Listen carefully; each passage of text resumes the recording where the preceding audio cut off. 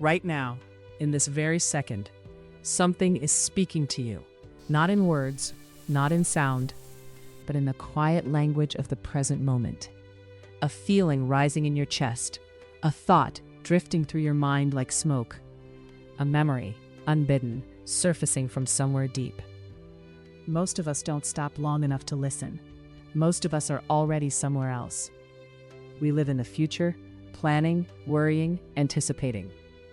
We live in the past, replaying, regretting, mourning. But the present, this precise, living, breathing second, we barely touch it. What if the present moment is not empty? What if it is full of everything you need to know about yourself? What if this moment, right now, is trying to tell you something? Live the moment, and you will see and recognize yourself. The moment is a building block of the day. Each moment causes many feelings and thoughts to come up in us. When we examine them closely, they look like pictures, memories of events and experiences, or pictures from the world of our imagination. What radiates toward a person in each moment is what he should recognize and clear up on this day. Each person has a different state of consciousness. The moment approaches him accordingly, with the feelings and thoughts that he can recognize and understand according to his consciousness. Therefore, what the moment brings him is not a foreign picture, because it is his own former productions. Thus, what the moments, the day's building blocks bring to each person are the reproductions of his own productions. We can also call the pictures that are radiated to us by the day's building blocks, radiation images. Each moment has as many radiation images as there are people. Therefore, it can be said that each moment is individual and corresponds to the individual person, for each moment wants to convey to soul and person what the person himself has entered into the mighty causal computer, that is, into the course of the stars, since a person will be controlled by the stars until he has overcome the law of cause and effect. Every detail of the human ego is stored in this causal computer, all sins, faults, and offenses. The causal computer consists of the heavenly bodies of the planes of purification and of the material stars. The law of sowing and reaping is stored in these heavenly bodies. They form the wheel of reincarnation. The causal computer is in the all-computer because the divine penetrates everything. The all-computer comprises the entire network of information of the universe. The all. It is the law of God, the omnipresent power, Doc.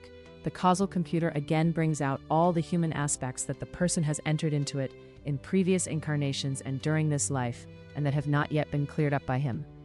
These are all our violations of the eternal law. Our negative feelings, thoughts, and words, our negative deeds, our passions, compulsions, or excessive human desires. It can also be the bindings to our neighbor, from whom we took his freedom, for example, by forcing our opinion on him. We should ask ourselves the following questions. Why am I a human being? Do I have a task as a human being? Furthermore, we should ask ourselves, what task do I have? Is there a higher power that assigned it to me? If we believe in a higher power, we should also acknowledge its laws. Many people know the physical laws of the all, for example, the law of gravity. If we acknowledge this law, we should also be able to acknowledge the law of cause and effect as a spiritual law, referred to above as the process of our productions and reproductions. What a person sows is what he will reap. Our life is the seed. We sow either a lawful or an unlawful behavior. If we sow and build on the cosmic law of love and all harmony, on God, we will harvest inner happiness, peace, health, strength, and a corresponding quality of life. But if we sow and build on the flesh, on sin, on the unlawful, we will reap accordingly. Just as we call into the canyon, so does it come back to us. Only once we learn to see through ourselves will we find out who we actually are.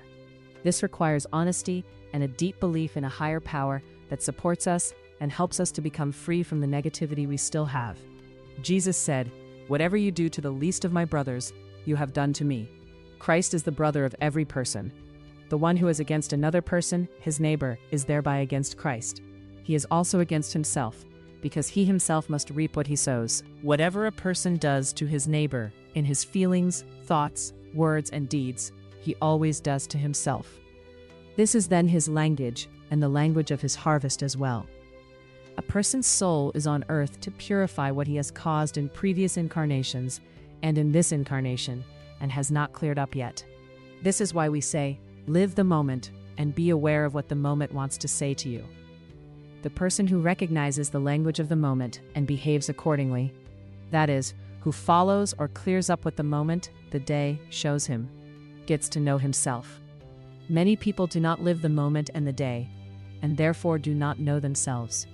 They live either in the past or in the future and do not understand the language of the present. A large potential of our spiritual and physical energy is where our thoughts are. Then a part of our consciousness is there. This means that though we may be present physically, we do not live with our consciousness in the present. Therefore, we are split between here and there. When I'm outside of myself, I am not in myself.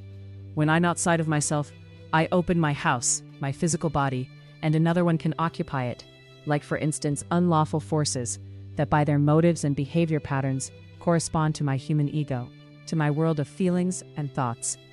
Then they influence me and may even occupy my house. They direct us quite cleverly by way of our subcommunications, because these correspond to their kind. We hardly notice that we are no longer acting alone, because we do not know ourselves. We are controlled through our own ego, controlled from without, because we were not in ourselves. We opened up our house, our body, because our consciousness, which is our life, was partly outside of us. Many dangers are lurking, influencing those who are not in themselves, but outside of themselves. The soul in a human being is not of this world. It is a cosmic being of infinity, and bears within all the laws of infinity. For this reason, the soul cannot exclusively remain in the physical body for years or even decades, but must, whatever its state of consciousness, be able to spend time and move freely in the cosmos again and again. That is, without a physical body. It can do so when its shell, the person, sleeps deeply. Then the soul leaves its sleeping human body and moves in those spiritual realms that correspond to its state of consciousness. There, it gathers different impressions and takes these into its physical body before it awakens